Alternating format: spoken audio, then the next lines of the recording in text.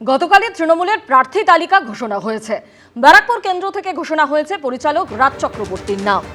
নাম ঘোষণার পরই প্রচারে নেমে পড়েছেন রাজ। আমাকে পুনরায় আবার বিবেচিত করেছেন আমার দল। আমি ধন্যবাদ জানাবো আমাদের পুরো দলের সবাইকে।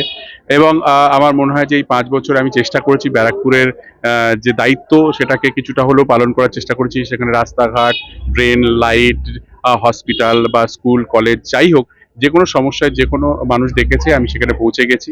এবং আমার বিশ্বাস যে এবারে সেই ভালোবাসা আবার মানুষের থেকে পাবো। যদি পুনরায় আবার বিবেচিত হই, তাহলে নির্বাচিত হই অবশ্যই, তাহলে আমি আমার আরো যে কাজগুলো পরিকল্পনা আছে আগামী দিন সেগুলো করতে পারবো।